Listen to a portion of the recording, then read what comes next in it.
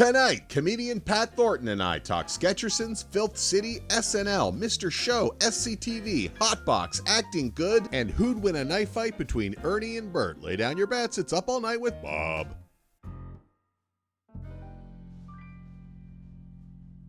A quick impression for you guys.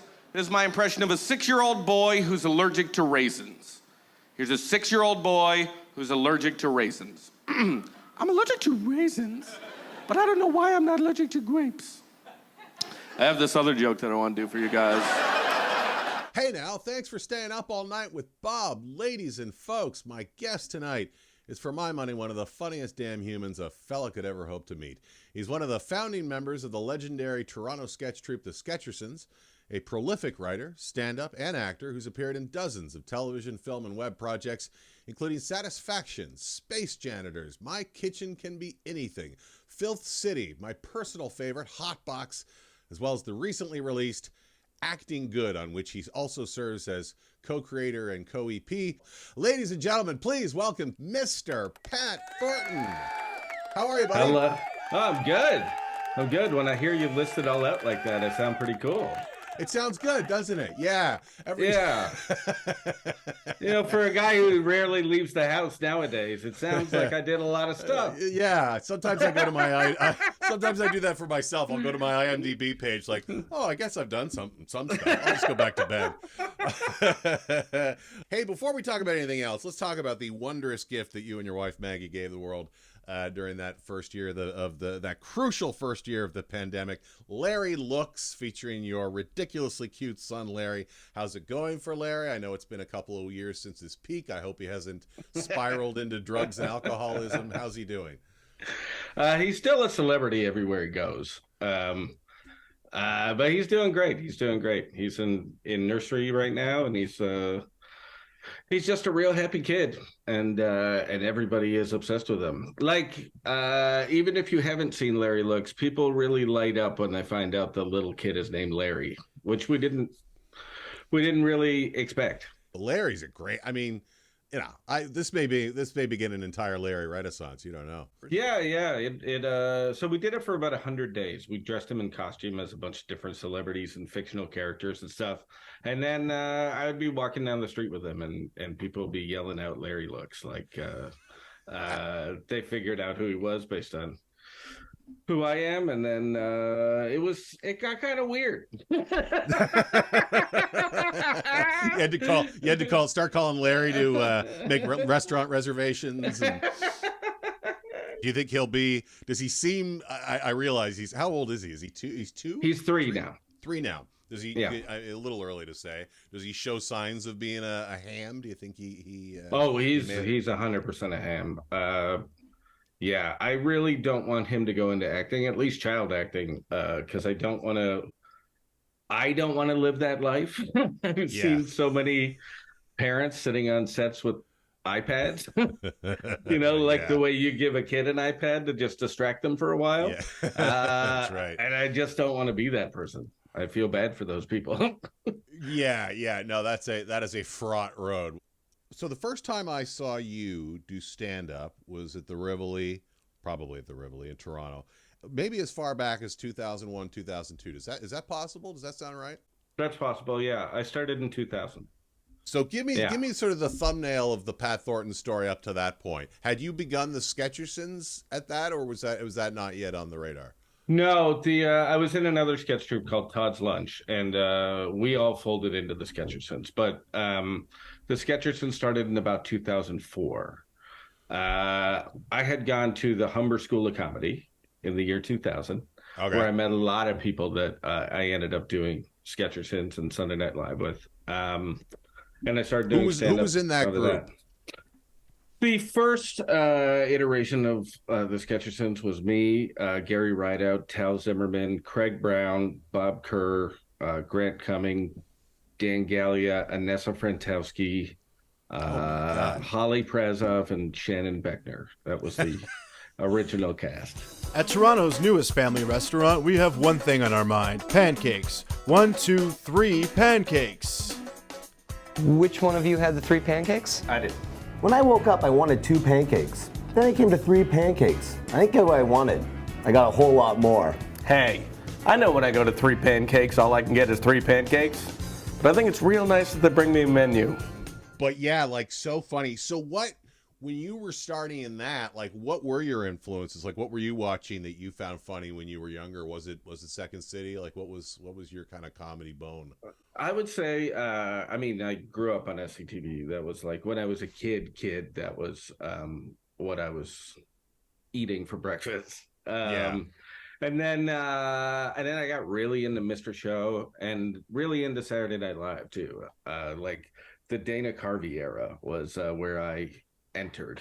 And it's so weird because I don't find him that funny now, but when I was 10, no one made me laugh like that. You know what I mean? Well, let me just sum up. On track, stay the course, 1,000 points of light. Stay the course. Governor Dukakis, rebuttal. I can't believe I'm losing to this guy. You know what I mean? Like I would be on the floor crying. And comedy's really weird like that because a lot of the SCTV stuff I watched when I was like 8 or 9 years old still works for me totally. Okay, that's it. I gotta go downstairs and see if anything's happened yet. Get to bed! They're right. I should be in bed, but I'm just too excited. Oh, this is the best. Yeah. But then other people, nah. Mr. Show was huge for me, just really huge. And I really bonded with people at school over Mr. Show. You said it, Crime Stick. Those two were a couple of dinglings. Oh, one more thing. That wily guard and I shared a name. Me! Now, who wants ice cream? And then we ended up doing sketch together, so. Mr. Show, arguably, probably the most sort of influential sketch show of the last 20 years, at any rate. Wouldn't you say? I think so. I think it, something that it did was it like created this community, or it shone a light on a community in LA that then everybody kept following into all their other projects. And it really inspired me to be like, oh, you don't have to be one thing in comedy. You can be all the things. And in fact, in Canada, you really have to be all the things. Yeah. Now, you were able to kind of do, and I want to talk, well, let's talk about Hotbox. So we can jump around because you've done a lot of stuff that I really admire. But as I think you know, I was a monstrous fan of this. So in 2009, there were a lot of Sketchersons folks involved in that show as well, right? Mm-hmm. Yeah. So who was in the cast? Who was in the cast of that show? I know Katie Crown was there. Hilarious. With me, as always, is my handy helper sister, Linda.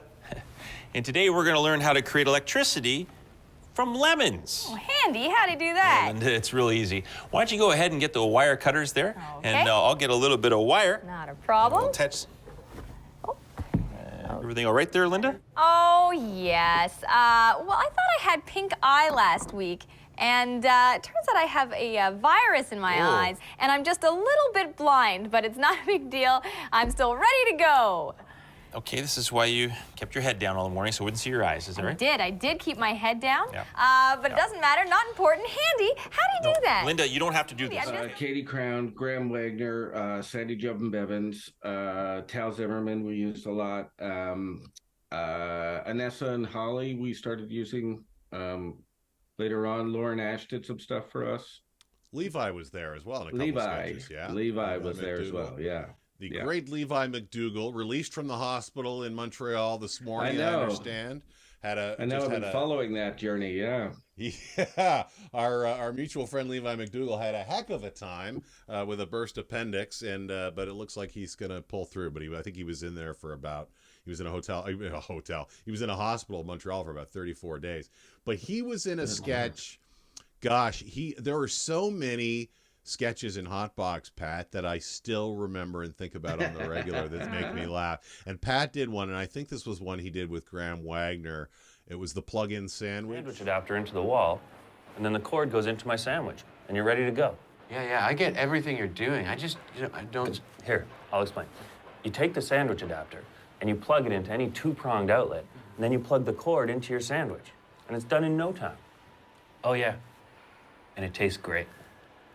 That was lovely. But so many people there in that show just goes to show you who was there, not just you, but yeah, you talk about Graham went on to write down here on a number of series, and then and also Levi, of course, wound up on working on Conan O'Brien's show for a number of years. But so many funny things, and like, well, I guess sort of the most kind of trademark recurring segment of the show was the owl and the man. Where did that come from? And then I didn't know what Eggs Benedict was, so I just took off my socks and put them on a piece of toast and gave them to her, and she gave me like $100. Yeah, that is a crazy dream. Well, it's interesting that came from a. They did this thing at the Comedy Network a couple years before Hotbox. That was like letters to the network, and they got comics to like write a letter and then like perform the letter, like read it to the camera. Right. And I wrote a bunch of letters, and the one they picked was about me pitching a show called The Owl and the Man, where I played both the owl and the man. Anyway, so I was like really friendly with the network at that point, and I ran into my friend from the network, Jason Guads, who is no longer with us, at a party, and he told me that they were looking at doing some web stuff, and then I pitched him right there that, well, let's do The Owl and the Man. Let's do it as a web series with me as both the owl and the man. And then he was like, well, okay, well, we'll think about it. And then I got a call from him the next week saying that they had gotten some money to do for Earth Week. They had gotten an envelope of money for Earth Week. So if I had mentioned that it was a brown spotted owl and that it was endangered, he could fund the whole thing. And I was like, yeah. So then The Owl and the Man we did as a 6-part just web series, but they ended up playing it in between shows on the Comedy Network, and that sort of turned into Hotbox.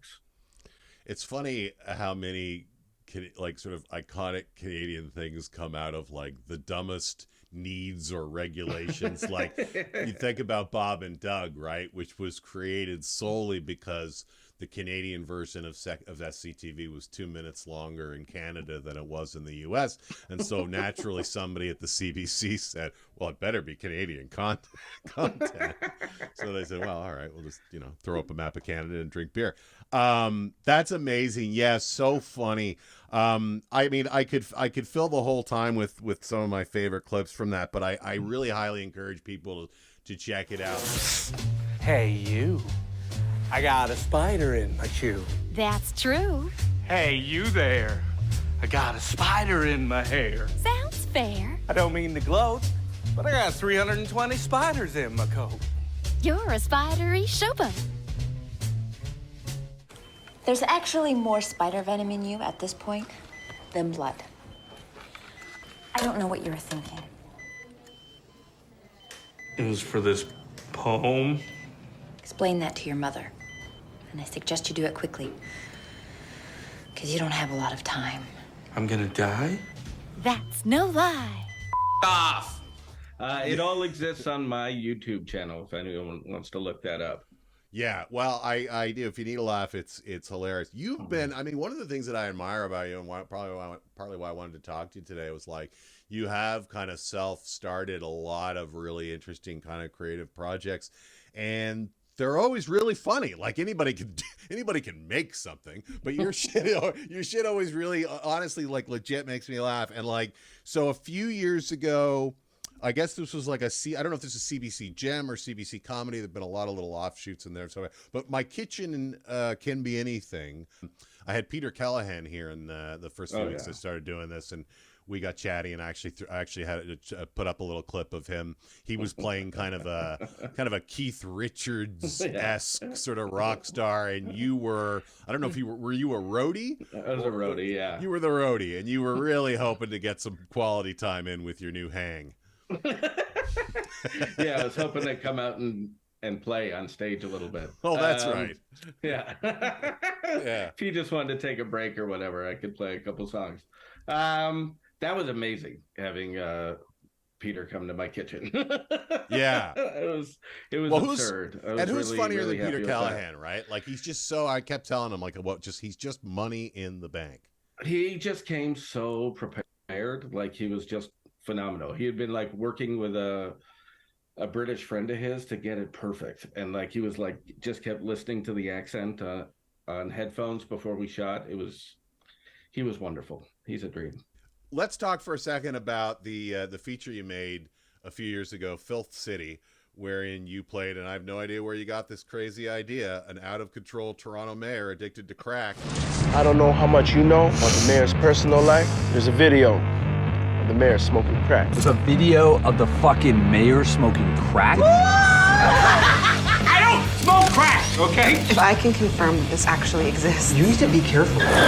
Rocky Fang wants a video. Oh, nigga, hung your time! I need you to focus. That video comes out, you're done.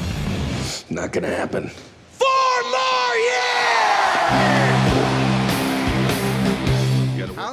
How did did you make a short first and then it became a feature? What were tell me a little bit about how that came together. No, it's funny. I had made a couple little shorts where I was a Rob Ford type character. But this didn't come from that. Though this may have like given the filmmakers the idea to cast me in it. Okay. Yeah. So this didn't come from me. I was just hired to act in it. It's funny because I didn't realize that. I actually just assumed naturally because I had seen you do that character. I had assumed that it was the progression, and maybe you had been involved in the origin of it. But am I wrong in misremembering that there was some pushback at the time? Did anybody threaten anybody with any lawsuits, or what was? I can't remember. Doug Ford threatened to actually kill us. He went on CP24 and said that he was going to run the filmmakers down with his SUV. And at one point, the director had to talk to Doug Ford and a detective on the phone to just make sure nothing bad was going to happen. Jeez, you're kidding. So they were coming after him, really? For really after the director, yeah. But it was wild. It was really interesting because we had started the movie before Rob Ford died. Right. We had shot it all before Rob Ford died, but it didn't come out anywhere until after he died. So then it looked like uglier than it was. Right. And you can make a satire about somebody, but then like the Ford family really like controlled the narrative with the media. Like they were like complaining that this thing was coming out, and it like premiered at a festival like the same week as the anniversary of his death. So it was all messy. I don't know why you guys planned it that way. It was all messy, but it was a wild time because everybody wanted to talk to us in Canada, all the press, but they all wanted to be like, isn't this mean to the Ford family? And I'm like, no, that's not how movies work. Well, it's not how movies work, and it's also not how life works, right? Like, I mean, here was a guy who essentially held the city hostage to his own, struggles with addiction, which are very real, and I'm not entirely without empathy for the man, God rest his soul. That said, he put the city through a ringer. He put us on the map. He put Toronto on the map in a not necessarily most flattering way. There was a fair amount of irresponsible behavior which took place. Let's put it that way. There's Brady. The fuck's a Brady? He's the new North Star manager. He made all the sandwiches. Don't worry, he's cool for a white guy. Shit, because that's what the res needs is more white guys. Hey, was your half weight? Don't feel half weight. Oh, Dean, just dropped off the good sandwiches. Cool, man. Paul, heard so much about you. Nice vest. The new show. So the latest project is Acting Good, which you shot this last summer up in northern Manitoba. Is that correct? We shot mostly around Winnipeg, but it's based in northern Manitoba. Oh, it's based in northern Manitoba. In northern Manitoba, yeah. Well, so tell us about this, because I know you're a co-creator and EP, co-EP. What's your official title on this? Yeah. So tell us about the show. This sounds great. The lead is a very funny Indigenous comic named Paul Roblowskis, who I met when I was shooting Sunnyside in Winnipeg back in like 2014, 2015. And I was doing a lot of stand-up out there in Winnipeg, and this guy was just dominating everywhere. The show is very simple. It's like Paul comes back from the big city. He thought he had a good hotel job, and he didn't. And now he's like back on the res with his like tail between his legs, and it's just like an anything can happen sort of family sitcom on the res. And I play the manager of the North Store, the like department store and grocery store on the res, and named Brady Clark. And all we wanted to do was make something funny because there is like a lot of indigenous programming, but it's all very tragic. Right. So what I kept saying in early days when we were trying to push this show was that Corner Gas never dealt with the meth problem in Saskatchewan. You know what I mean? Like that you can just decide to make your thing happy. Yes. And we did, you know, it's just a celebration of life on a reserve in northern Manitoba. And it's really silly, and I'm really, really proud of it. That's tremendous. I hope people get a chance to check it out. So there's 10 episodes. They're on CTV.Ca. What you're saying is interesting, because I can remember when I was doing Little Mosque and somebody was taking us to task in the press. It was probably, Michael Corrin. Remember Michael Corrin? Oh, yeah. Oh, yeah. So Michael, he was all upset that he said, well, why doesn't he goes, you know, here's a story in the paper about a Muslim father who caught his daughter without not wearing the hijab or something, and he cut her hands off. Where's that storyline? I was like, why is that our responsibility? Like, it was like, you know, nobody on Seinfeld solves the Gaza Strip crisis. You know what I mean? Like, yeah. What is this idea? But it's so obviously that kind of, just prejudicial idea that you have to, if it's about a community that has struggled in any manner whatsoever, it must be about that struggle. Yeah. Right? Yeah.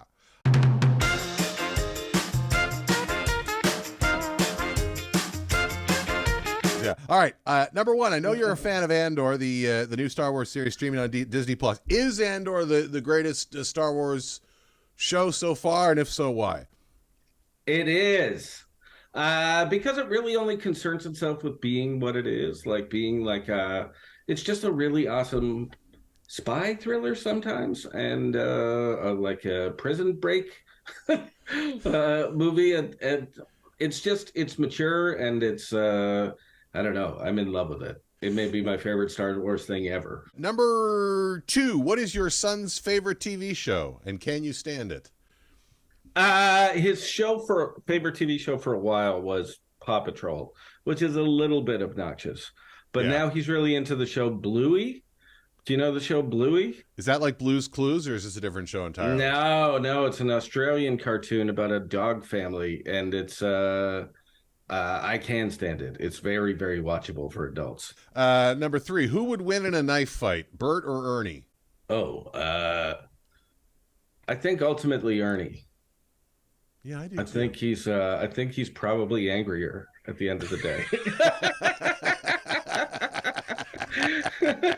I think you're right about that. Let's try this one. You and I are both enormous Tragically Hip fans. Mm-hmm. What is your favorite Hip album? I think Phantom Power, Pound for Pound, is the best one for me. I think Pound for Pound, that's mine as well. And I'm sure like you probably, I've gone back and forth on this over the years, and I've often the most recent one will be my favorite. But somewhere in there, I mean, just an unbelievable run of that kind of mid-period albums. I think Phantom Power, Music at Work is tremendous. In Violet Light, I mean, you know, you can't go wrong. Speaking of which, we'll stay on this for a second. Have you heard the new single? The new quote unquote Gord Downie single, Luster Parfait. Have you heard this? I have. Bob so this Rock, this is a Bob Rock joint, and Bob Rock produced a couple of the hip albums, which are probably two of the more, I'm going to say, slightly controversial albums in the canon. I mean, a little different, right? Mm-hmm. Bob Rock always brought something different to the table that wasn't necessarily what you sort of always associated with the hip sound, and yet over time I've become a big fan of those albums. But Luster Parfait certainly falls into that category of this is not something that Gord would have released on his own, I don't think. I agree. Like, it feels like the song In View, for instance, Yes. is such a great pop song, but it doesn't feel like a hip song at all. Right. But I love it. I love that song. Boxers Briefs or Boxer Briefs? Boxer Briefs. Don Knotts or Jerry Lewis? Oh, wow. I'd say Don Knotts. But I was in a writer's room a couple years ago, and the guy showed me his favorite, like the guy that was running the room showed us his favorite comedy clip of all time because of how unbelievably cheesy it is. I can't remember the name of the movie, but it's the opening shot to a Jerry Lewis movie where he just like slips on a floor for like 5 minutes and just like destroys this room because he just keeps slipping and hitting, knocking everything over, and it's like so good and so bad at the same time. I can't believe it. I sort of can't believe Jerry Lewis. You can just see ego on him, even when he's doing something so silly. Like you can just see that he's like so pleased by how funny he thinks he's being. Yes. I know exactly what you're talking about though, because I was watching a Jerry Lewis movie during the pandemic, and I've forgotten which one it is, but it's one of these setups where, yes, by all means, Jerry comes to the house, he's waiting for the guy to arrive, put him in the room with all of the priceless antiques.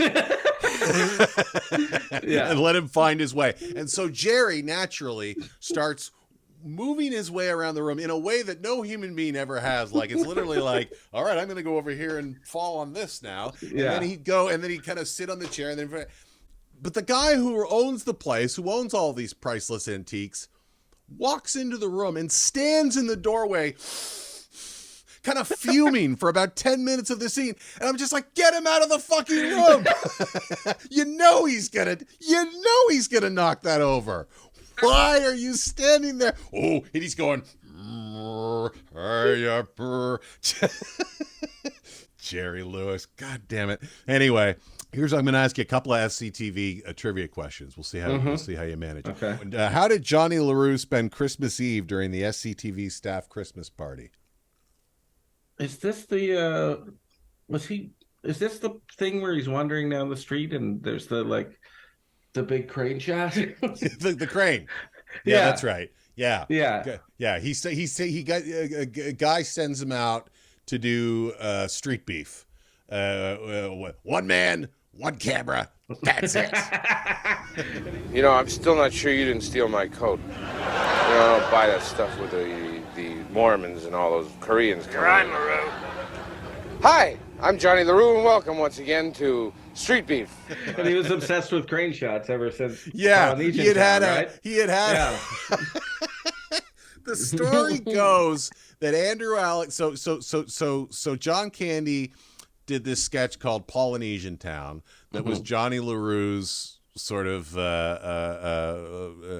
undoing, and they had rented this enormous crane for the final shot. And the story goes that Andrew Alexander, the producer of SCTV, was so furious when he got the bill for the crane that everybody got no more crane shots. That's it. And so when it came time to do the Christmas show, Candy got this idea. What if Johnny gets a crane for Christmas from Santa Claus?